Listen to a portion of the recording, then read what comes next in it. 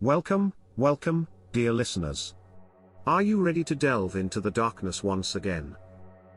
From inexplicable paranormal encounters to unsettling mysteries that remain unsolved, we've heard it all in our past 2 seasons, haven't we?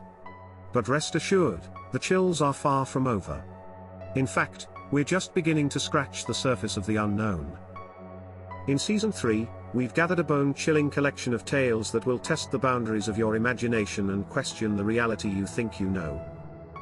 So, as we take this next step into the shadows together, I want to extend a warm thank you to our loyal listeners who have journeyed with us so far, and a hearty welcome to the newcomers who have just stumbled upon our dark little corner of the internet. Remember, there's no turning back now. Once you've peered into the darkness, it peeks back at you. So, turn down the lights, put on your headphones, and let the stories unfold. And, of course, remember to breathe, it can get rather unnerving. Welcome to Season 3. It seemed like the perfect summer job.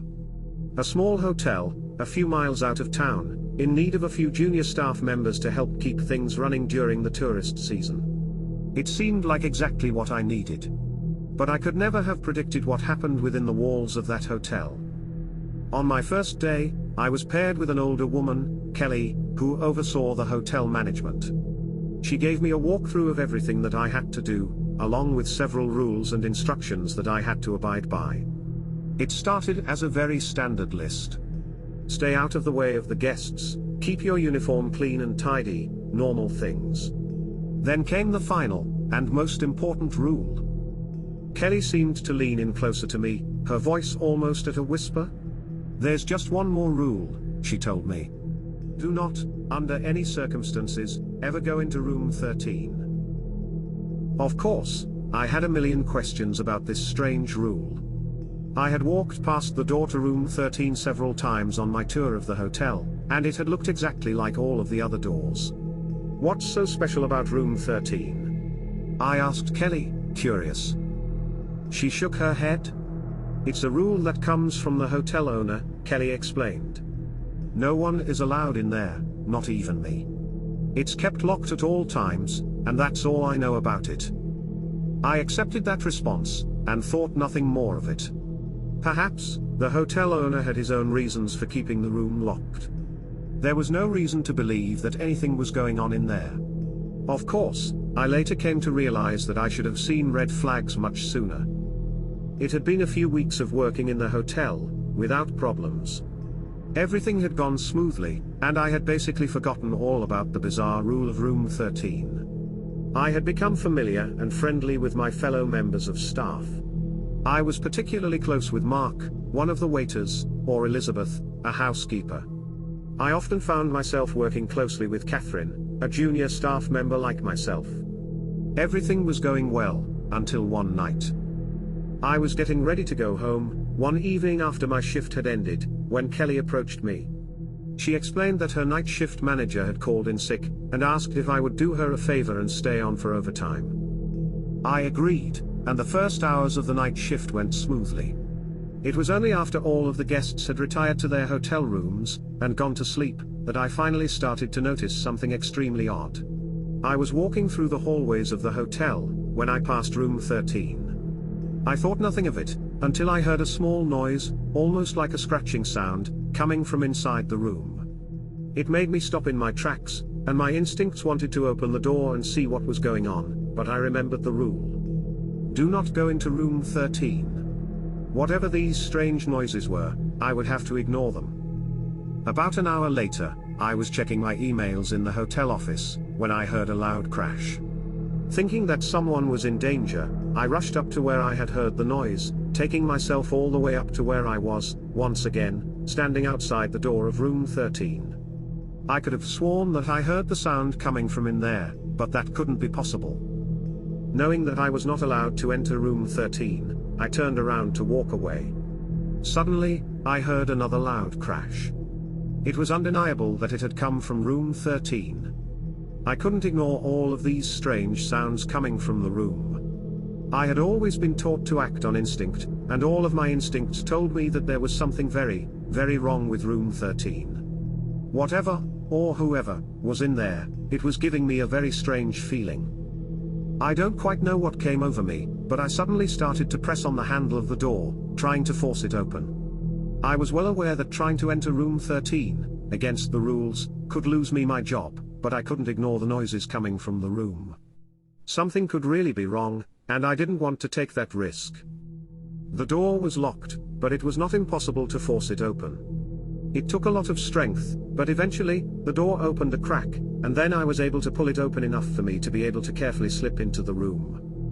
The first thing that I noticed was that the room was pitch black inside. I tried to adjust my eyes, but I couldn't see a thing. It was like stepping into a complete void of darkness. I knew where the light switch should have been, so I felt all the way up the wall for it, but there was no switch. I tried to take a step forward into the room, but as I stepped, my foot hit something. It was solid enough to make me lose my balance slightly. Slowly, I bent down to touch whatever this thing was. As soon as I put my hand on it, I could feel that there was something very strange going on. It almost felt like a leg, almost like that of a person. But that couldn't be possible. I reached out, behind me, but all I could feel was another leg, seemingly coming from another body. I reached out again, only to feel another. An arm this time, then a torso, another leg. It was endless. I felt as though I was surrounded. Except, there was something odd about these arms and legs. They just didn't feel quite alive. I immediately felt sick. There was no way, absolutely no way that I could be standing in the middle of a room full of bodies, but it all made sense. The strange rule about not stepping foot in room 13. Of course. It all made sense.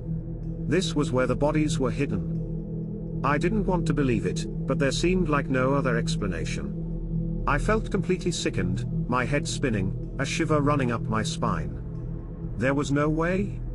I'd never even seen a dead body before, let alone be surrounded by them in a pitch-black hotel room. Was this what happened to people who entered room 13? I put a hand on the wall to steady myself, and I suddenly felt the light switch. Feeling relieved by that, I quickly turned it on, and watched light flood the room. This was it. I was mentally preparing myself for the sight of, possibly over 20 dead bodies, a sight that would surely make me sick. However, when the light turned on, I was not met with the horrifying sight of countless murder scenes. Instead, all lined up around the room, some perfectly propped up, and others sprawled on the floor, were human-sized, doll-like figures. They looked just, almost human, except for one eerie difference. They didn't have eyes. Just black, void-like holes where eyes should have been. Their necks were oddly floppy too, drooping to the side. What was most horrifying about these life-size dolls, was that they almost exactly resembled all of the hotel staff members that I had become so familiar with. I saw the doll version of Kelly, her head falling into her lap. I saw Mark, the waiter, with huge black holes where his eyes should have been. I saw Elizabeth, who was sprawled on the floor, legs sticking out. I even saw Catherine, propped up against the wall, like she was in a child's dollhouse. I wanted to scream, run away, do anything. This was somehow worse than seeing the disgusting sight of bodies. This was 10 times creepier, and made me feel goosebumps up my arms. I wanted to drive away from the hotel, from the town, and never look back. The one thing that still stuck in my mind, was the fact that every single staff member had a doll here, even the newest hires. Everyone had a lifelike, floppy doll, looking like an eyeless corpse. The only doll that was missing, the only member of staff that didn't have a matching doll, was me. There was no doll in room 13 that resembled me. Somehow, that fact was far more chilling. I was about to take my phone out of my pocket, to take photos or call the police, or do anything about this terrifying situation, when all of a sudden, the room went black. Pitch black. I tried to move again, but I couldn't. My legs would not stand up and run, my arms would not reach out to steady myself. I couldn't move. I was fixed, I was stuck, I was trapped. Just then, I felt someone holding my shoulders, propping me up against the wall. I wanted to scream, or see who it was, but it felt like I was trapped inside my own body. I was completely unable to move. The hands extended my arms and legs, and I even felt the hands around my neck, making it flop forward ever so slightly, just as it had done on the dolls. That was when I realized it.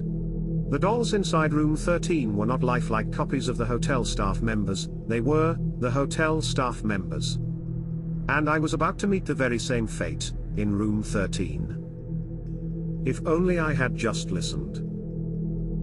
Alright, my friends, we've reached the end of yet another eerie journey, through the shadows of Reddit's most chilling tales. I sincerely hope you found these stories as riveting and spine-chilling as I did. The world is full of mysteries, isn't it? Remember, if you've enjoyed today's exploration into the unknown, please don't forget to like, comment, and subscribe. Share the podcast with your friends who also love a good scare. It's always more fun to explore the shadows together. A big heartfelt thank you to all of our subscribers, listeners and patrons out there. Your support is invaluable, it keeps the lights on here, and more importantly, keeps us delving into the eerie corners of the internet to bring you the best scary stories out there. If you've encountered any creepy occurrences or have your own chilling stories to share, don't hesitate to reach out to us via subreddit chronicles@gmail.com. We always love hearing from you, and who knows, your story might just feature in one of our future episodes. Until next time, keep your eyes open, your hearts brave, and your lights on. After all, you never know what's lurking in the shadows. This is your host, signing off. Stay safe and keep exploring the unexplored.